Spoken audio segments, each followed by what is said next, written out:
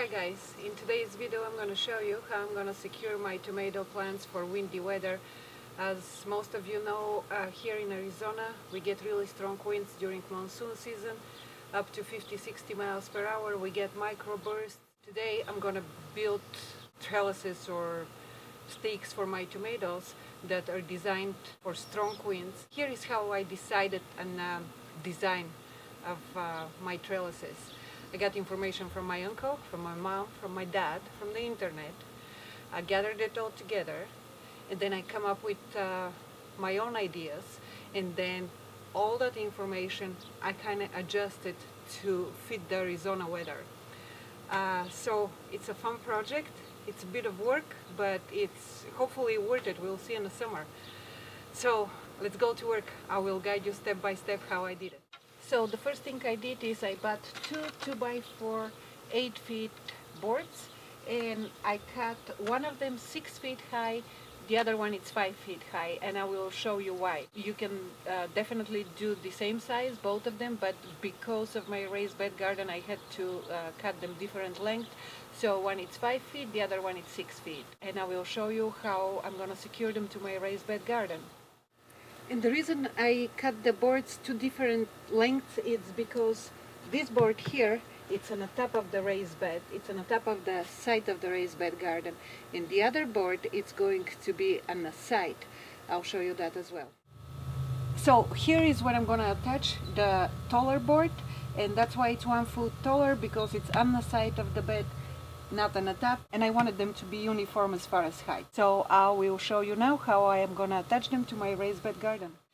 So here is how I attached the shorter board to the top of the bed with this metal, I don't know what they're called. I just went to Home Depot, looked for them, found them, because I had no idea what to ask for, and I just walked around in the construction section, found those guys, and I attached them with screws. I put a few, I have to add a few more to make it more secure. Alright, let's put some more screws. And by the way, these are 1.5 inch screws that I'm going to add. I'm going to add as many as I can to make the whole thing secure.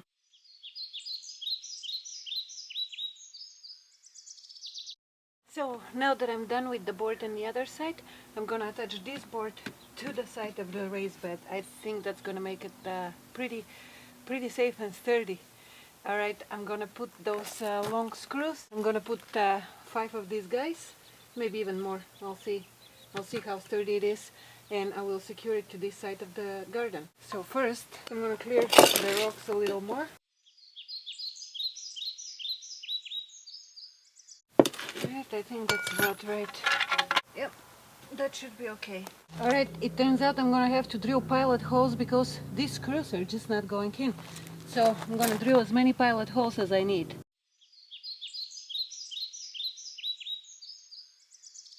And to be honest with you, you should drill pilot holes every time. I just thought that I'm strong enough. Clearly not. I'm a wuss. Alright, now that I have my pilot holes, life should be a whole lot easier. Here it's going to be lined up. I measured already. It's going to be lined up with the other one. Here is a little advice and tip for all the guys out there. So you guys, when you use power tools, would you please charge the batteries after you use them? Or at least leave the charger somewhere where your girlfriend can find it. How about that? Now I have to use this old drill. Anyway, back to work. If I do this, alright, we'll get back to work. So, that's pretty sturdy. Finally. It's not going anywhere. So the next thing I'm gonna do is I'm gonna put all the rocks back. You know I have all this sharp gravel around the garden bed because snakes don't like sharp gravel, so hopefully that will stop them from crawling into crawling into the garden. Beautiful. Now I will show you what the next step is. Let's get to work. I need to take a break though. Now that I have this done, I'm gonna use this diamond braid camouflage cord that I bought from Home Depot and wrap it around, and I will show you how right now. So I will untwist a significant amount, put it up, and then the rest I'm gonna cut. Alright, next I'm gonna slide it down towards the middle of my tomato. And just be careful not to hurt the blooms. So I wrapped the rope around both boards and I tied it here, and I will show you how far high up it is along the tomato stem, and also how to secure the rope even better to the board. So as you can see, the rope runs right about where the first leaves are starting, but underneath at least one leaf. And I will show you how I'm gonna tie them, but first I'm gonna show you how I'm gonna secure the rope even better to my 2x4 boards. The next thing I'm going to do is use my staple gun to secure the rope to the boards in case that thing unties or something. So I'm gonna put it here and staple it.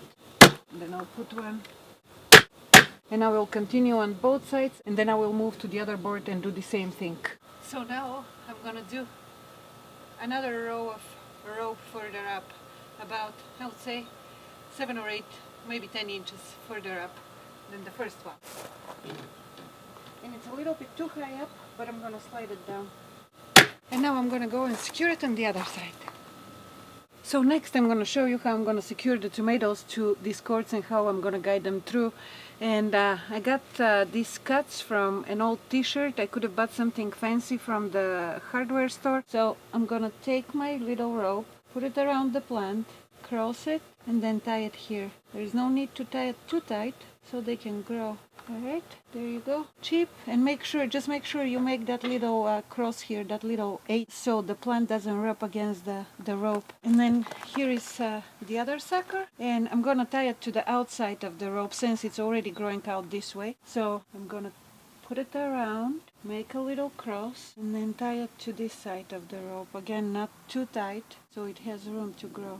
Nothing fancy, but it worked for Grandma for 89 years. And it's still working for my parents and for my uncle and for everybody else. So I will move to the next plant. So here is a close-up of how I'm gonna do the bottom of the tomato plant.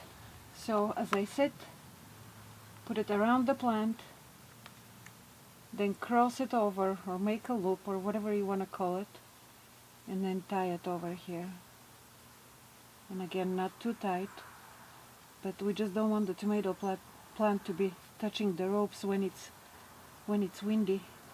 Right, you see, that's just perfect. And then this guy has 2 branches as well. One of them is a sucker, of course, but that's alright. So put it around the plant, make a little cross, and then tie it over.